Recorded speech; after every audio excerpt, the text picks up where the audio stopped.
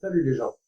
Aujourd'hui dans ce vlog bricolage, on va s'atteler à la fabrication d'un super tapis de souris gamer avec repose-poignet et il sera un petit peu calqué sur le Vespoula de chez Razer.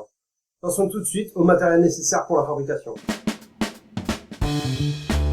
On aura donc besoin de coussinets de montre ou de mousse de rembourrage, d'un crayon, d'un cutter et d'une règle, de colle à bois, de fil et d'une aiguille, d'un marqueur, de papier de verre, de 2 plaques de MDF de minimum 35 par 25 et pareil pour le tissu, du tissu donc de 35 par 25 minimum. Pour les plaques de MDF, elles auront une épaisseur de 3 mm chacune. Voilà, on peut donc passer à la construction.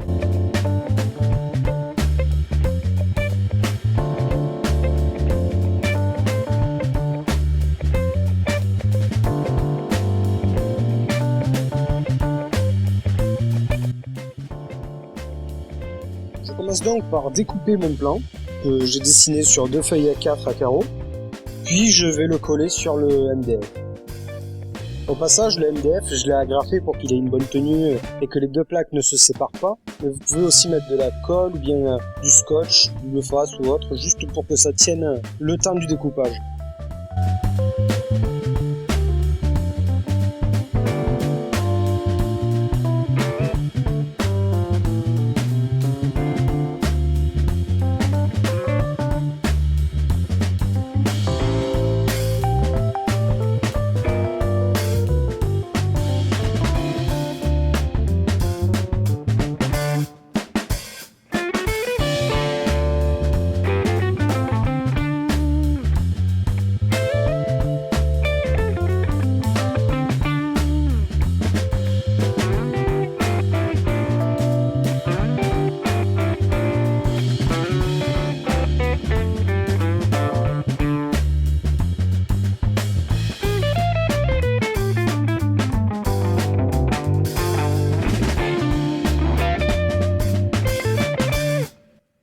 On peut ensuite passer à la découpe du MDF. Bon, étant un petit peu flemmard, j'ai préféré utiliser ma Dremel pour aller un petit peu plus vite. Cela dit, c'est facile quand même à découper du MDF de 3 mm avec un cutter. Ça reste un petit peu plus long, mais pas très difficile.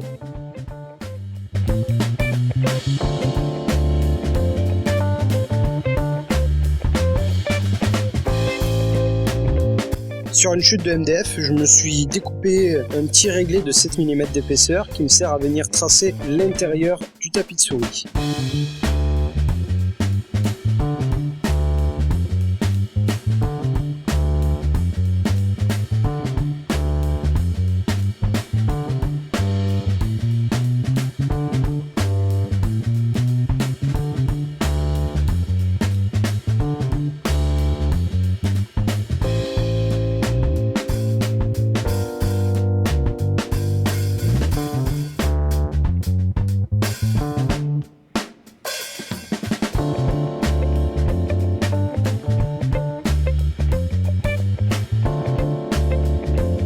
Une fois l'extérieur découpé et l'intérieur tracé, on va pouvoir séparer les deux plaques de MDF pour commencer à découper le centre du tapis de souris.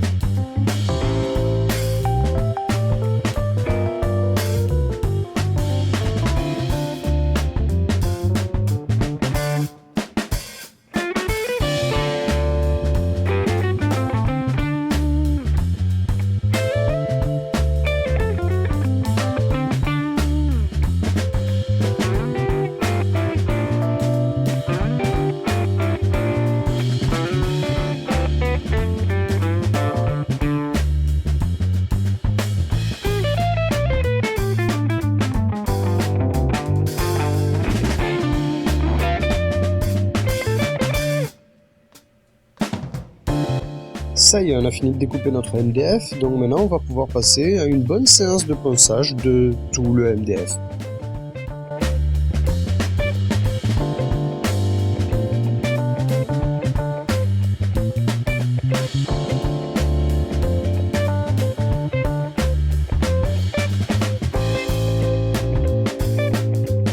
Bon, ben, j'ai eu la super idée d'acheter du tissu en full polyester pour faire la surface de glisse de mon tapis de souris. Résultat des courses, la colle vinylique n'accroche pas du tout. Du coup, je suis obligé de coller le tissu avec du double face pour moquette.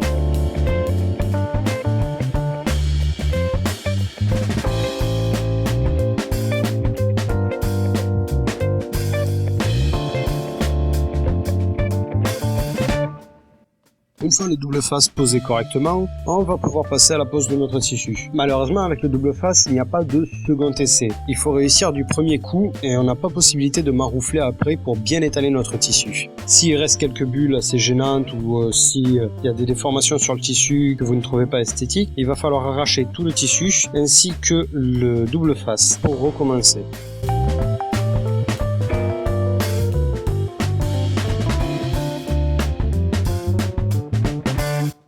Une fois le tissu bien collé à la plaque centrale, on va pouvoir poser l'encadrement autour, de manière à ensuite retourner notre tapis de souris et couper tout le tissu qui dépasse.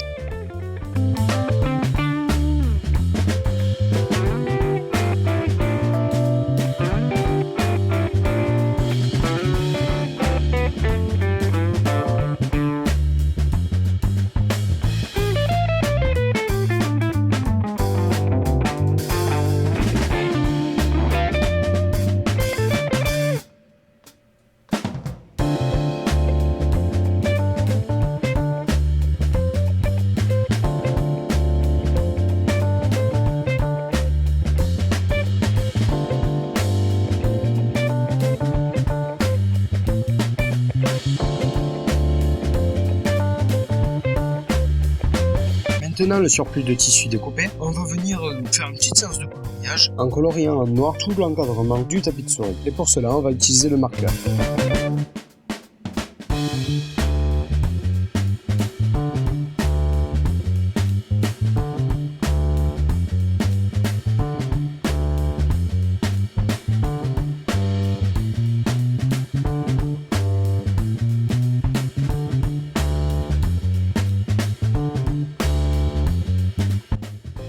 Une fois fait, on passe au collage.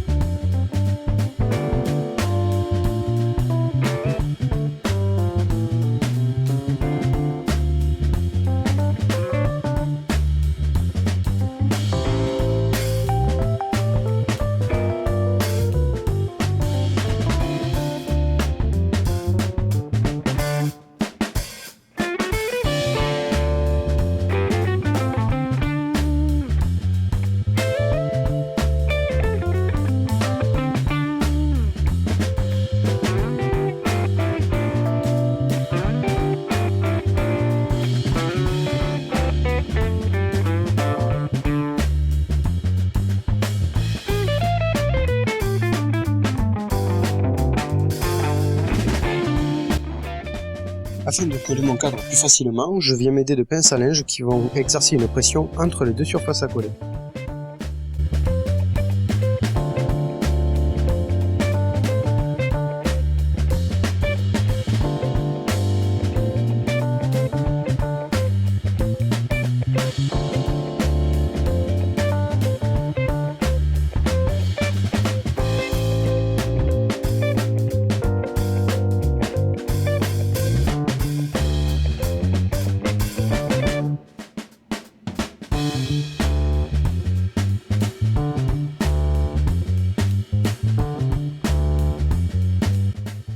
Pendant le temps de séchage, je m'attaque à la fabrication du repose-poignet. Bon, je suis pas un super pro en couture, donc je vais vous passer cette étape. Si vous souhaitez obtenir de l'aide pour coudre ce repose-poignet, vous trouverez sur YouTube d'autres tutoriels qui vous expliquent très simplement comment coudre.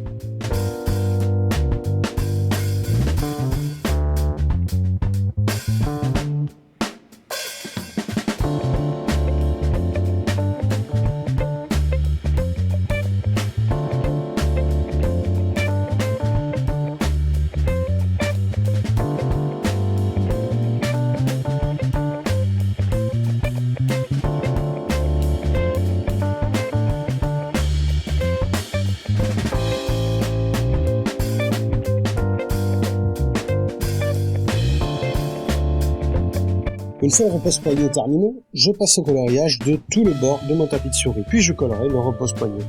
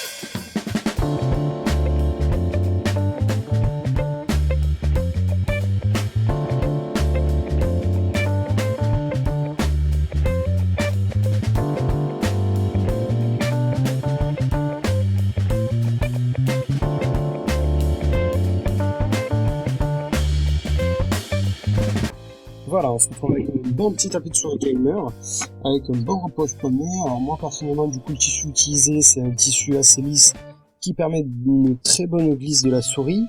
Maintenant, si vous voulez une glisse de la souris qui soit un petit peu plus ralentie, on peut prendre un tissu comme du jean ou autre, où la maille va être un peu moins bien tissée, donc un peu plus épaisse. Après, personnellement, il correspond très très bien à mes attentes. Le repose-poignet est impeccable. J'espère que cette vidéo vous aura plu. Si c'est le cas, je vous invite à vous abonner à la chaîne. Pourquoi pas lâcher un petit pouce bleu et un petit commentaire en attendant les prochaines réalisations et les prochaines vidéos. N'hésitez d'ailleurs pas à me demander dans les commentaires ce que vous voudriez que je réalise pour la prochaine vidéo.